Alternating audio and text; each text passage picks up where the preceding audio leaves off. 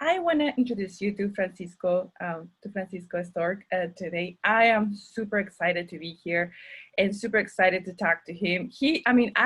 I have to tell you, he's my mentor for Latinx in publishing. So I know his work and he knows my work in progress, I want to say, and he has been a tremendous help as a writer mentor. So I'm really excited to be here so he can share things that he has shared with me with all of you. Of course, not everything, but we'll try to get as much as we can. I have so many questions. You're probably going to have a lot of questions too.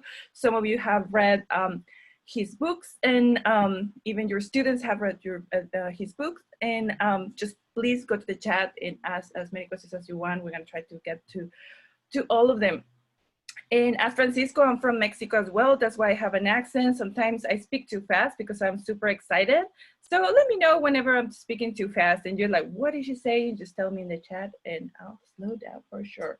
So I'm gonna start reading Francisco's bio really quick before we start with the talk. Well, Francisco Extor, ex is for Javier, right? ¿Verdad? Sí. Extor came to El Paso, Texas from Mexico when he was 9 years old. He has an MA from Harvard University and a GD from Columbia Law School. He worked as an attorney for 33 years, including 15 years with Affordable Housing State Agency, while writing 6 of his 8 novels. And Marcelo in the real world is the recipient of a Schneider Award. The Last Summer of the Dead Warriors received the Elizabeth Warren Award. The Memory of Light received the Thomas Rivera Award. And his novel Disappear in 2018 received of the Young Adult Award from the Texas Institute of Letters and a Walter Dean Myers Award honor book. Illegal, his new book, the sequel was published in August of 2020. I lost track, is it 8 or 9 books, Francisco, already? With Illegal is 9, right? 8, yes. 8, okay, yeah. And the one that is coming next year that you'll tell us in a minute. Francisco, if you wanna, let's start with a quick reading. If you wanna read like a page or a couple of pages perhaps of your work, if you want to, before we get started. Oh my goodness, you know, I'm at my daughter's house. I was babysitting a few minutes ago. So I'm sorry I didn't bring my book. So maybe we can just go to the, yeah, okay. I can tell you things. That's okay, that's okay. Tell us, what is your new novel about? Well, Illegal, the last novel that came out last month, is a sequel to Disappear, which came out a couple of years ago. And in Disappear, I take the story of Sarah and Emiliano, 2 young people, a sister and a brother who live in Juarez, Mexico. And Sarah is a reporter who starts investigating the disappearance of so many of the women in Juarez. You know, Juarez went through this period, and it's probably still going, but not as much, where so many young women just disappeared. You know, sometimes their bodies were found later, sometimes they never showed up.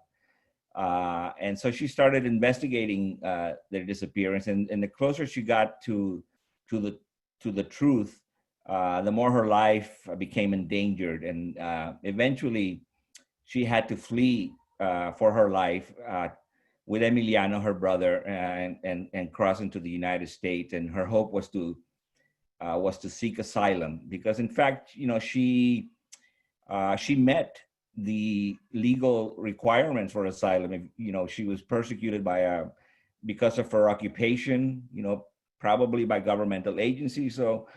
So she was hopeful that she would get asylum.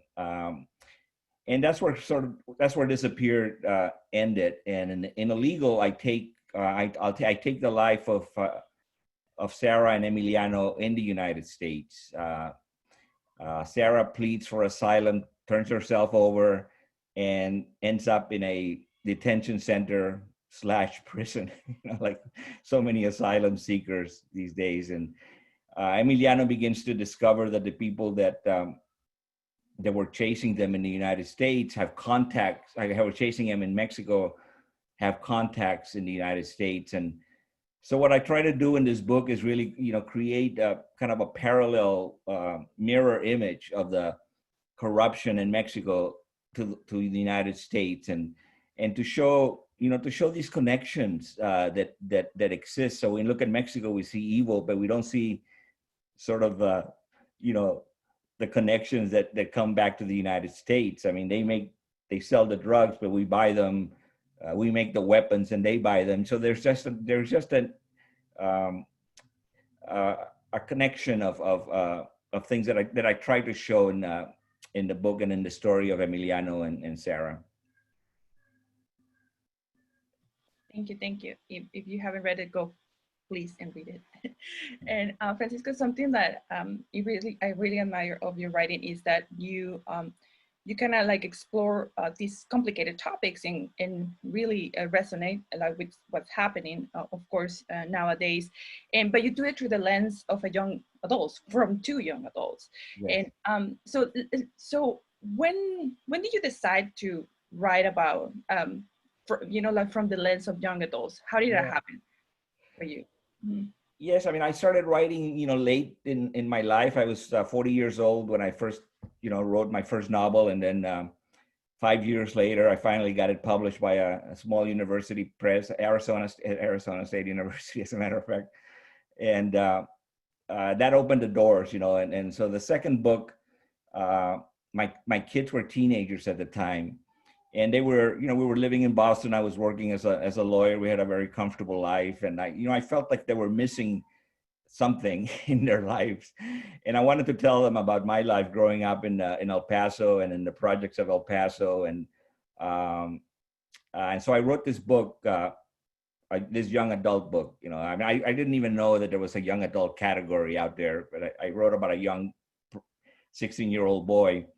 And we tried some adult publishers, and eventually, and when we showed it to the people who were publishing young adult, they took it. And so, and then after that, after that book, it just and it kind of became like a vocation to me to want to write for young people. Maybe because so many things happened in my life when I was that age. So many important decisions that have to be made. And the characters, the young adult character, they came easy to me. So that was a sign to me that was something that I should be doing. So, and I've never really had any doubts about doing anything else other than writing young adults. I mean, I love going to the schools where they read my books and talking to the kids. I see that as an extra, kind of as part of the process of being a young adult writer, and I'm actually I'm actually through young adult literature, I'm actually able to follow my interests. There's nothing, the things that I'm really interested about, whether it be immigration or whether it be depression in one of my books, or whether it be autism, I'm able to do that through the book. So I have a lot of freedom, I think, in writing in this genre. Thank you so much for that, Francisco. And yeah, you're right. Like when I was growing up, I don't think I have any YA books that I could read. And I was talking about Dr. Blasingham, that in his class I learned about YA, and I learned about all of these, and now how teenagers can have that opportunity, to actually read these books where they can identify themselves and they can keep reading later on in their lives. So it's amazing. It's amazing what you do. And how do you approach research? Because the research to write from the lens of a teenager, and the research of topics themselves. I mean, right. There's two questions in one, but yeah. Well, I mean, I think that I see research as being taking place in two areas. One of them is kind of external research, and the other one is kind of internal research. And I think that the external research is easy. I mean, you have a situation, for example, I'm writing a book that takes place in Austin, and so there's a kind of research that you have to get familiar with the streets and then the environment and the different areas and so forth. Or I'm writing about right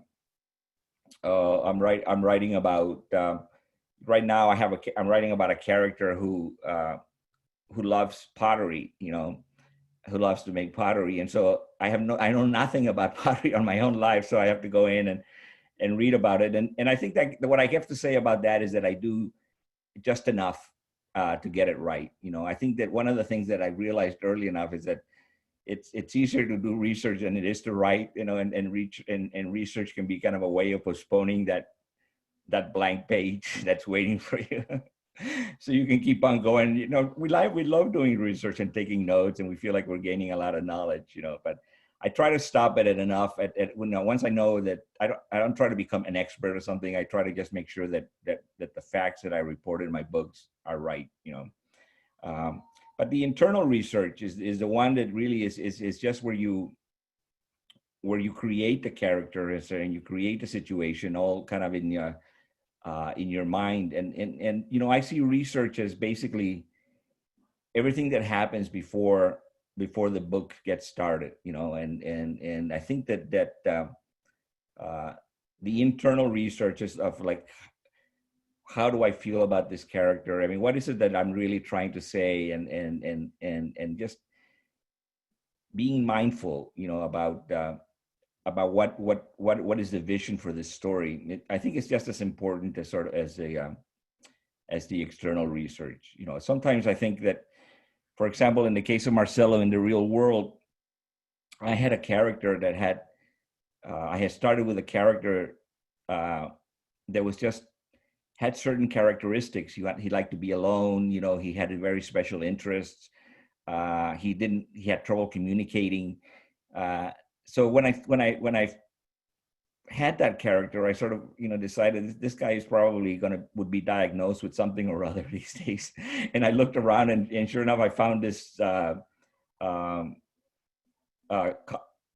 syndrome, you know, that fit those characteristics. So then, after I had the character, I went and did the research on that high functioning type of autism, and I interviewed people and I got myself familiar. But it's only to reinforce in a way what I had already created, you know. So I think if I had started with the research and then try to superimpose it on a character, you know, I think that Marcelo would not have come out as authentic as it actually did.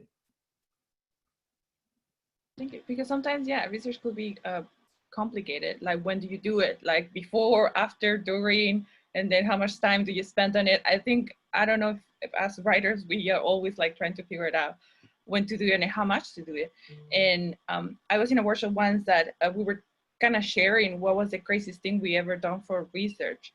Do you have like one crazy story that have you done for research?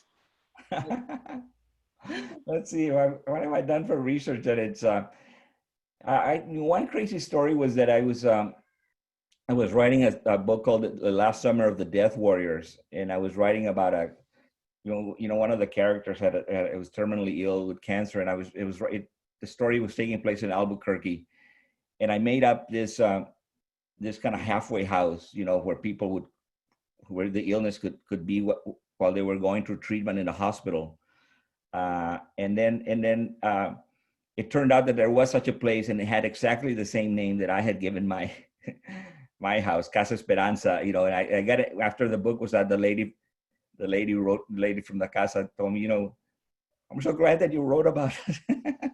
And I had totally imagined that place. So it just goes to show, you know, you hold things in your mind more than you're aware of. Oh, that's fantastic. Let's go a little bit to novel writing process. I don't know how many of you are trying to write a novel over here, but probably a lot of us. So how did you do it? Tell us secrets about novel writing. What are your secrets? Because my secret. 8, 9 with the one that is coming up next year. So tell us your secrets about novel writing. I mean, often I think a lot of times I have like a little seed in my mind of something that's been there for a long time, or sometimes I get hit with an emotion, you know, like this in this past book and Disappeared. It was at the time of the last presidential elections, and there was such, you know, the Mexican Americans and the Mexican immigrants were so you know, there was caricatures of them, you know, and they're demonized, you know, and there was this anger that I didn't know what to do with, you know, and I felt this need to kind of create complex characters, because I feel that complexity is an antidote to kind of the simplistic portrayal. And I felt like uh, writing about Mexico and the different layers, there's different social layers in Mexico, you know, that exist, that's not just the cartels, but and the beautiful people, you know, and that are trying to live in very hard situations. And so that for me was kind of like the seed, you know, of creating this this story. You know, you know, and then I think it's just that I spend a lot of time thinking about the book, imagining the characters before I actually start writing. You know, it's kind of like an artist that makes sketches, you know, before he starts or she starts painting. And I do sometimes I you know I one of the ways that I think I learned how to write was by writing in a journal. I've been writing in a journal since I was in high school, almost every day, you know. And so what that did for me was allowed me to have a spontaneity about writing, because when you write in a journal, there's nobody there that's going to read it, you know. There's no censor of right and wrong, good or bad, you know. You just after a while you do it every day. It becomes a habit, and then becomes, there's a certain flow that I then get from that journal writing and apply it to the novel, you know. So it's almost as if I'm writing in a journal. I get that sense of freedom, you know, because of not being able to not worrying too much about what will happen and you know who will read it and so forth. And so I think that when you're writing about when you're writing a novel, that sense of confidence and freedom is probably, you know, of writing what's in you, it's probably the most important thing, you know. And then just it's kind of I call it a bubble of faith that you create, you know. It's a bubble of faith because you within that faith you actually believe that you are that the book that you're writing is worth writing, and that you are capable of writing it, and that nobody else can write it, you know. And so you just kind of keep that faith in you day by day, you know. In terms of process, I think that my goal is to sit. I tell myself that I will sit in front of the laptop for a couple of hours and see what happens, you know. Sometimes I get 5 pages, sometimes I get a couple of paragraphs, but it's really just kind of showing up. And most of the time, you know, it goes beyond 2 hours or but it's just the fact that I'm going to be there, you know. uh, and and also to realize that I'm going to be there for, you know, 6 months or more sometimes, you know. And so it's trying to concentrate on that particular day, you know. And I don't usually know what's going to happen in later chapters, but I know about what can happen in 2 or 3 chapters, and when I'm writing, I get ideas, you know, about what's going to happen later. So I have that trust that ideas will come to me, and if they don't come, then I'll just wait around until they do. Eventually they do. And that was one of my other questions, that if you know, if you design like the whole novel like in advance, or you just are gonna figure it out as you go, like Yeah. um, I as you're think writing it.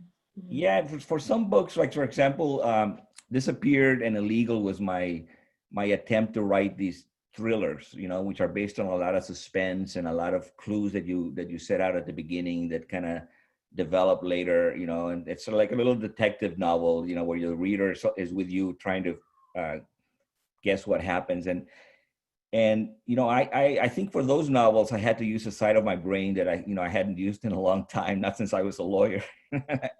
And it was just very, you know, it's hard thinking, man. You know, I because you have to like connect things, and you know, I had um, uh, so and that was kind of like a different process. I really had to kind of like figure out, you know, where things were going and what things is going, you know. But the other books, I think, is I kind of write more on the kind of I have a general idea, and um, and then it comes to me. But I think the one thing that I'm very solid about in terms of, you know, very set before I start writing is the characters. You know, I have created characters that are very real to me because of the research, you know, that I have done, internal and external. So I know a lot about these characters, that things, you know, things that are not going to show up in the book probably, but they have come to life to me because of the facts that I have, you know, created about them. Awesome. So regarding characters, do you have two solid characters in Disappear and in Illegal, and is Sarah and Emiliano, and you go back with the point of view? How do you do that? I attempt to do that once and it didn't work out. So how do you do that to actually portray that? Do you write one at a time, or just like, or do you split them? How do you write in two points of view? So not so easy. I don't want to say so easy, but Yeah, no, I think that it's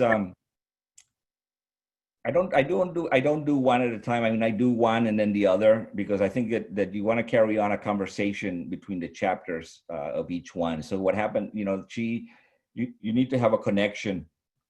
What Sarah thinks about kind of or does, it affects Emiliano, and Emiliano affects Sarah, and so forth. So so you have like basically two storylines, you know, what's happening to Sarah inside the detention center, and then you jump to what's happening to Emiliano when he goes to Chicago, and you kind of you push each other one, you know, each a little bit when you write on each side. But you know, it's in a way you know, it's easier to kind of like switch hats from one character to the other when they're separate. You know, that when they're together, you write one line of dialogue, and then you have to put another hat on to write the other one. And but also, I mean, I think that you know, the interesting thing about the writing different different perspectives is that in a way they're both kind of coming from different parts of you. You know, not that I want to psychoanalyze my books or anything, but I do notice, for example, that, you know, Sarah, there's a side of Sarah that I have, and there's a side of Emiliano that I have, you know, and it's kind of fun to see those sides come out, you know. I wanna read some comments here in the chat, and then we have a question here in the chat as well. And Amy, I'm gonna read what you said. You say, I threw out my journals because I was afraid my kids will find them, and then she regrets it. And then Beth, she has 89 composition books. Will be the thing I take with me in a fire. Yeah, amazing. So we have, but that's a great advice about the journal. With the pandemic now, I'm trying to do it more often so I don't forget what is happening, right? And then we have a question from Kim. It says, if I'm correct, all of your books include Latinx young adult characters, but only the last two focus on topics that we associate primarily with Latin Americans, immigration over the southern US borders. How do you come to these changing topics? I think well, I think you know, it's just so difficult that not to be affected by what's happening in our country these days. You know, you'd have to be you know, you have to live in a bubble, not a bubble of faith, but a different kind of bubble, not to, you know, not to be affected. And I think that what I try to do is continue the same, you know, the same technique of deep characterization and dealing with deep issues, but to do it in the context of social happenings that are, you know, that are taking place in our country. I mean, I think it is. Kim is right in the sense that a lot of my other books with Mexican American characters could have been stories about non Mexican American characters. Uh, they're I mean, I hope that I gave them the particular perspective that was a useful perspective for people. But this particular these last two books, um, again, I mean, I just felt like I grew up in Mexico. I have an incredible love for it. I still have family there, and it just I just had to do something with the anger and the hurt, and I had to find a way to transform that into something. And art can do that for you if you let it. Art can use the energies of anger uh, to create things that are meaningful and to others and to yourself.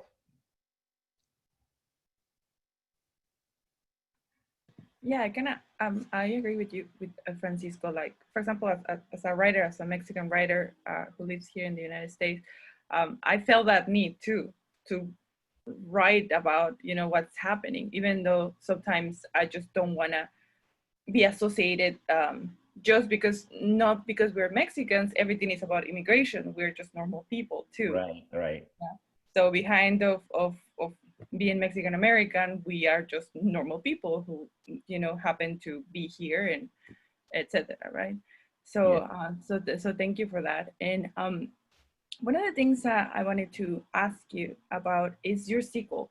So when did you know that you have a sequel? Well, Disappeared, if you haven't read it, it kind of ends in a cliffhanger. But how did you decide, like, okay, I'm gonna go for the second, or maybe a third? We don't know. Uh, just talk about writing a sequel. Yeah. I don't, I'm not really a big fan of sequels, and this one and Disappeared. It was my first book where I ended where it ended, where I felt that it was not a hopeful place, and by hopeful place, I don't mean necessarily a happy place. I like to end my books in a hopeful place, which means that, the characters have some kind of affirmation about their lives and their worth and their inner dignity, and even if they're still in the midst of very hard circumstances. Um, so I kind of in Disappeared, obviously that wasn't the case, and there was a different side that needed to be told, because it was so concentrated on the evils of Mexico that I felt like, wait a minute, we're not looking at the whole picture here. So I think that one of the instincts in writing is really to be whole, to create kind of a coherence that explains and gets to the truth as much as possible. And I wouldn't have been entirely truthful if I had ended, and just would Disappeared with the kind of like the bad side of Mexico, and not shown some of the bad sides in the United States. And the thing that I was particularly interested in the fact that what was going to happen to Sarah. Sarah was a reporter in Juarez, and she looked across the border at the El Paso Times, and she wished that she worked there, because in America, reporters have this freedom. They're not threatened. Their lives are not threatened because they write something that is truthful. And so she had this incredible admiration and hope, for the United States, and she believed that the United States, for all its flaws and for, it still had the best system of laws available, with its, right to an attorney and a jury of its peers, and innocent and been proven guilty. All of these things that she didn't, they didn't exist in Mexico. And so she had this incredible hope about the United States. And then she finds herself like turning herself over for asylum and being treated like a criminal, and, like a prisoner, and to the time in her when she is in the detention center, I wanted to follow what happened to that admiration that you had for the United States, and we see kind of a diminishment of faith in the country that in some ways is very personal to me, because I worked as a lawyer for many years. I became a United States citizen after a long period of thought. I could have done it at 18. I did it when I was 26. and I did it out of like conviction that this was where I wanted to live and this was a great place, you know, and all of a sudden, you know, I'm seeing, I'm tracing in myself this, oh my God, you know, is this happening? Is this happening to this country? And so I don't even know what you asked me first, because I think that for all those reasons, Illegal, the sequel was needed, you know. So I'm probably never gonna do another sequel, but you know, if I ever feel like I didn't get to the whole truth in one book, then I'll do it again. Yeah, it was about sequels, like the question. I was like, oh, I forgot already, but you're saying is so interesting. So, because I felt that, like, when I finished Disappear, I actually email you, and it's like, you cannot do this to me. Tell me what happens. Tell me. And you didn't. You just sent me the other book, which was great. So thank you for that. Thank you. Those are the advantages of being the mentee of Francisco. He can tell me about the stories. And yeah, and thank you for writing about that, you know, like the two sizes, because there's two sides in everything, right? And I think it's really easy to just look at Mexico and just to look everything that bad that is happening there, right? But there's a lot that we can talk about Mexico, United States, like the good things, the bad things, and you do it amazingly in your book, so thank you for that. And let's keep talking about writing. What do you think are the most challenging parts of writing?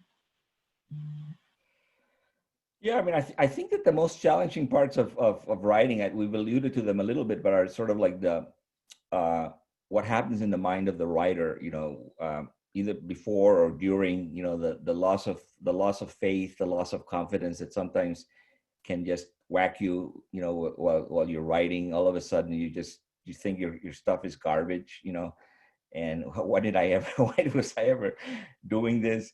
So you got to. I think that one of the challenging parts is to come up with a system of belief that allows you to continue and believe in how worthy, you know, your efforts are going to be.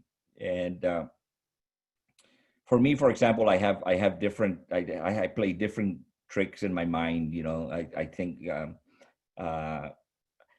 I pretended this is just play, you know. When you were a little kid and you were playing with little figures and they were talking to each other and making up things, making up stories. I mean, my granddaughter still does that, you know.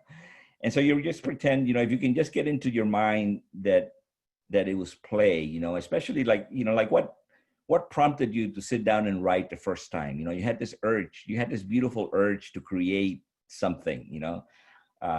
And somehow we kind of lose that, you know, as we keep on going. We sort of forget about that urge, you know, and how that pointed towards something that you were meant to do. And instead we start worrying about how many followers I have on Facebook, you know, and you start worrying about, you know, whether I'm ever going to be able to publish this book, and, you know, whether so and so will think that I am, you know, doing something bad. And so there's all kinds of external garbage that enters your mind that somehow you have to find a way to deal with it, you know. And I think that that's probably one of the most important things about the writer. But also, just practically speaking, one of the most important things is to find a way to make a living. You know, I think you know, to find a job that's compatible with your creative writing. You know, I mean, for me, when I started, I wanted to be a writer ever since I was young, and then I went to law school thinking that I could write on the side, and I got into these high pressure, you know, firms, private firms, and there's no way, you know, my brain was fried by the time I got home at 12 at night or something. So eventually, though, I worked my way out to work with like a state agency that did affordable housing and other. And so that was an 8 to 5 job, and I didn't work on weekends, you know. So I was able to combine those things. And actually, and so I was kind of lucky in a way that I had this paycheck that was coming at me, you know, every month, because I didn't have to depend on my writing. You know, I could write about whatever I wanted, you know, without really worrying about the writing supporting me. And that was an incredible freedom too. So for young writers, I think, if you're in high school or, you're in college, I mean, try to find a way, try to find a compatible job, that would allow you to write, because it's very difficult to make a living out of writing, and especially, your first book. I mean, a few people can do it. I've never been able to do it. So, I think it's important to look at those considerations. Yeah, I agree, right? Because we never know. It's like, okay, so can we write full time? Because whenever we have another job, we're probably too tired at the end of the day. Yeah, I totally, that totally happened to me too.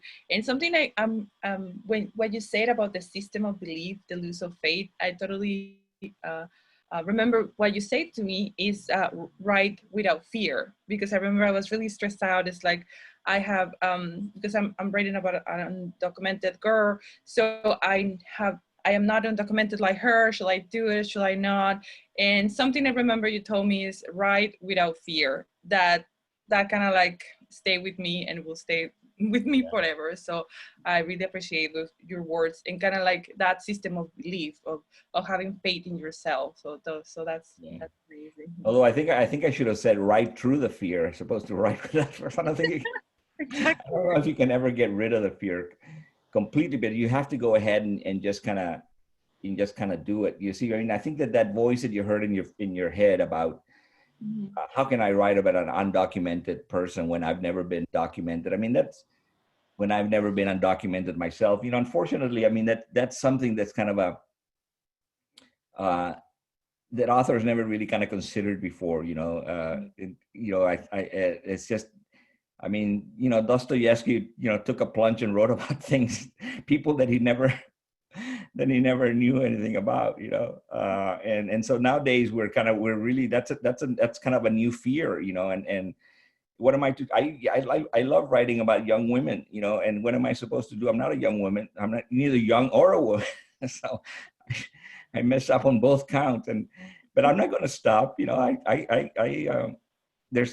think that I will do my work, and I will do my research, and I will do everything I can to get it right. But that's a fear that I think that I have to kind of, that you have to kind of just push through, and because the work that you want to write is coming from your heart, so the minute you start considering these things, you're kind of like aligning the story to something else other than your heart, and that's um, it's not going to end up in the best writing that you have or in the best gift that you can give other people.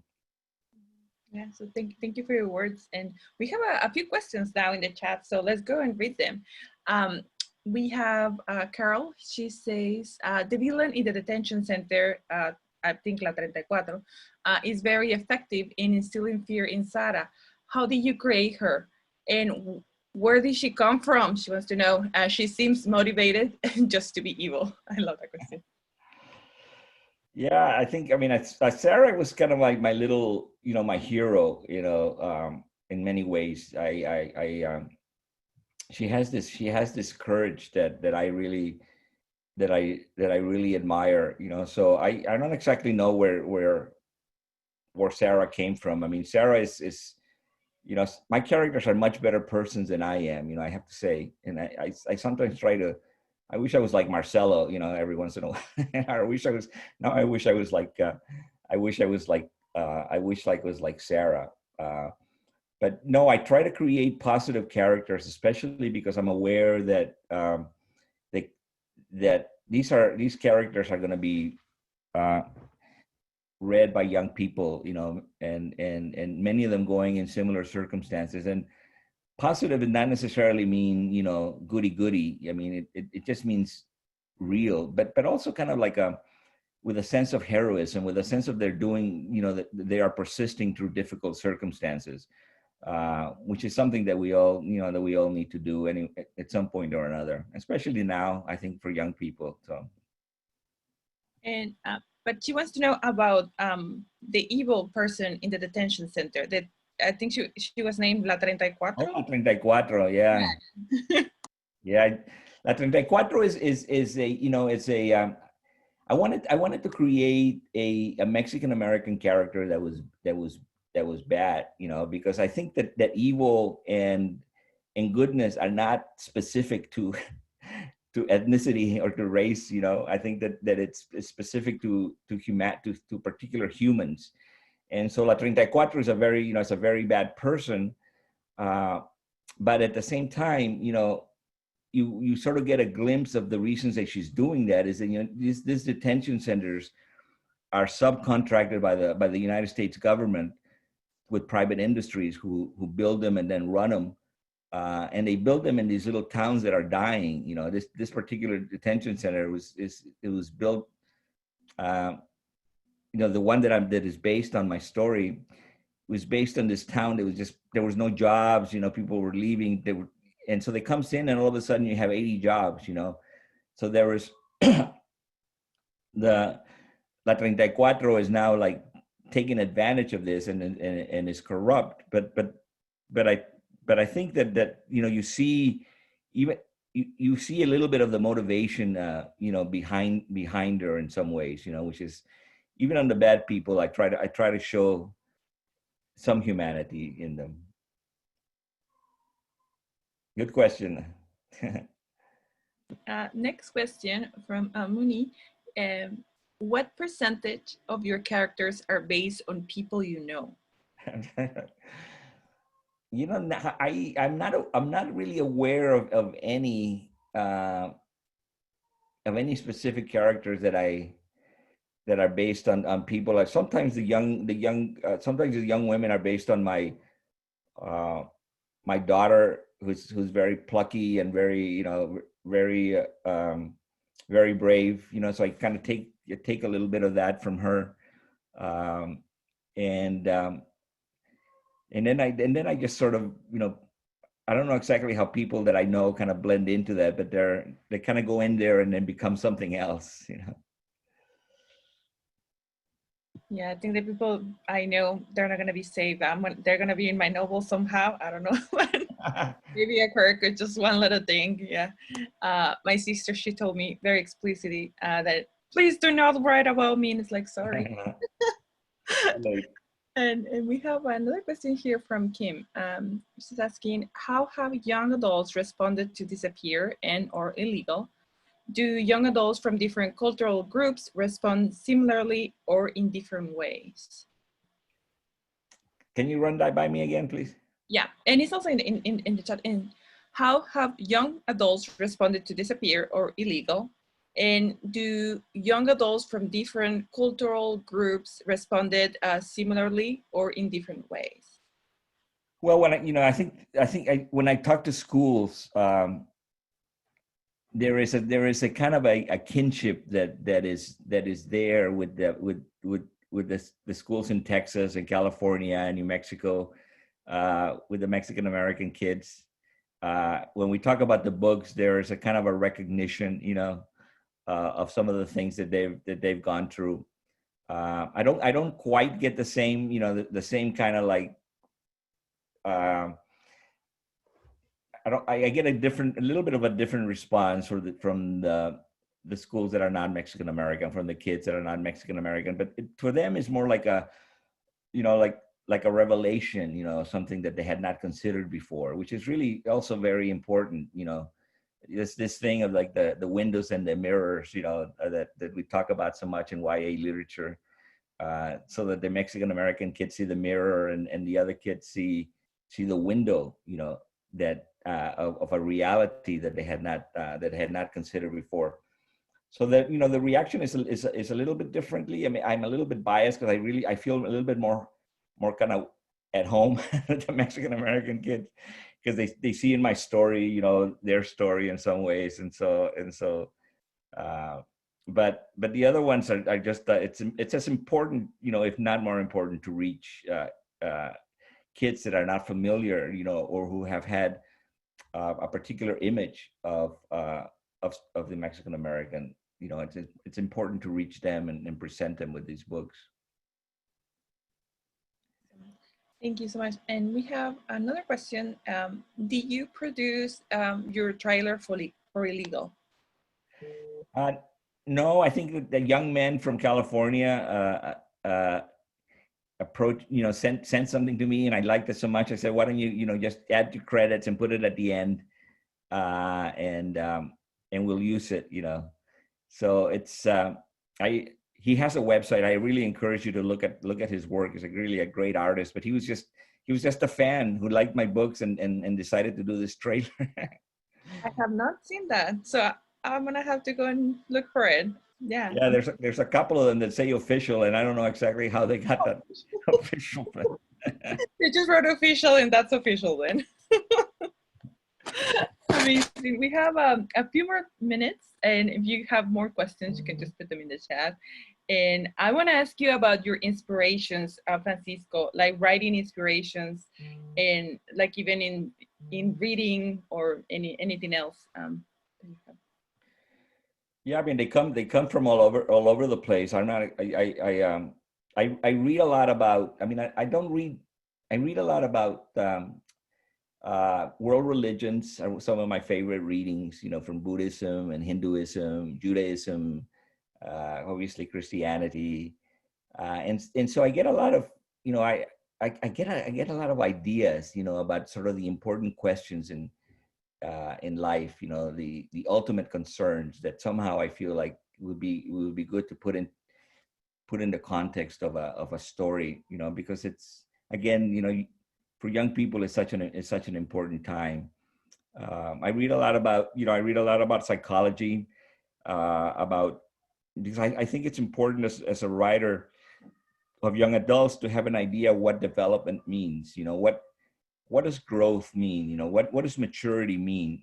And it we sort of take it for granted, but everyone has a different idea of what that is. And if you're kind of clear, what are the things that make a kind of a well-rounded human being?